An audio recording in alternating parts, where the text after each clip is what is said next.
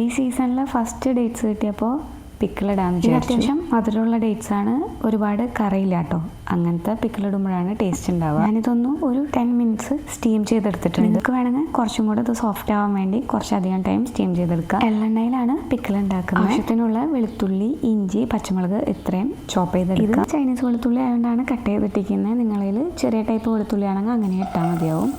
ഇനി ഇതൊന്ന് റോസ്മെല്ല് പോയി ഒന്ന് സോഫ്റ്റ് ആവുന്ന വരെ സോട്ടേ ചെയ്തെടുക്കുക. കടുക് പൊട്ടിക്കുന്നത് ഇഷ്ടമാണെങ്കിൽ എണ്ണ ചൂടായി വരുമ്പോൾ ആദ്യം കടുക് പൊട്ടിച്ചതിന് ശേഷം ഇത് ആഡ് ചെയ്ത് കൊടുത്താൽ മതി. റോസ്മെല്ലൊക്കെ പോയി നല്ല സോഫ്റ്റായി വന്നിട്ടുണ്ട്. ഇനി ഇതിലേക്ക് മഞ്ഞൾപ്പൊടി, മുളക് പൊടി, കാശ്മീരി മുളക് പൊടി ഇത്രയും ചേർത്ത് കൊടുക്കുക. ഇനി റോസ്മെല്ല് പോണ വരെ നന്നായി സോട്ടേ ചെയ്തെടുക്കുക.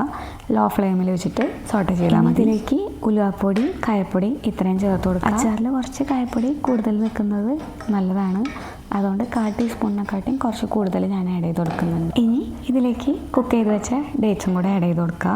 നന്നായി ഒന്ന് മിക്സ് ചെയ്ത് കൊടുക്കുക. ഇങ്ങനെ മിക്സ് ചെയ്യുമ്പോൾ ഡേറ്റ്സിൽ മസാല പിടിക്കാത്ത പോലെ തോന്നും, പക്ഷേ വിനിഗറും കൂടെ ആഡ് ചെയ്യുമ്പോൾ കറക്റ്റായിരിക്കും.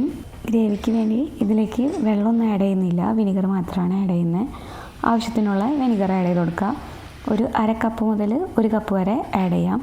ആവശ്യത്തിനുള്ള ഉപ്പും കൂടെ ആഡ് ചെയ്ത് നന്നായി മിക്സ് ചെയ്ത് കൊടുക്കുക. ഇനി ഇതെല്ലാം ഒന്ന് ബാലൻസ് ആവാൻ വേണ്ടി ഒരു ചെറിയ കഷ്ണം ശർക്കര ചതച്ച് ചേർക്കുന്നുണ്ട്. അത്രേ ഉള്ളൂ, അച്ചാർ സെറ്റാണ്. ഇനി ഗ്രേവി കുറവാണെന്ന് തോന്നുകയാണെങ്കിൽ വീണ്ടും വിനിഗർ ആഡ് ചെയ്ത് കൊടുക്കാം. അത് നമ്മുടെ ഇഷ്ടത്തിനനുസരിച്ച് നോക്കിയിട്ട് ചെയ്താൽ മതിയാവും. ചൂടാറിയതിന് ശേഷം എയർ ടൈറ്റായിട്ടുള്ള ഒരു കുപ്പിയിൽ അടച്ച് വയ്ക്കുക.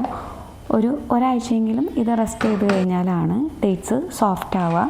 അപ്പോൾ അത്രയും ടൈം നമ്മൾ വെയിറ്റ് ചെയ്യണം. ഇനി വെയിറ്റ് ചെയ്യാൻ അത്രയും ടൈം ഇല്ലാത്തവരാണെങ്കിൽ സ്റ്റീം ചെയ്യുമ്പോൾ ഒന്ന് സോഫ്റ്റ് ആവുന്നവരെ സ്റ്റീം ചെയ്തെടുത്താൽ മതി. റെസിപ്പി ട്രൈ ചെയ്ത് നോക്കൂ, എന്തായാലും നിങ്ങൾക്ക് ഇഷ്ടമാവും.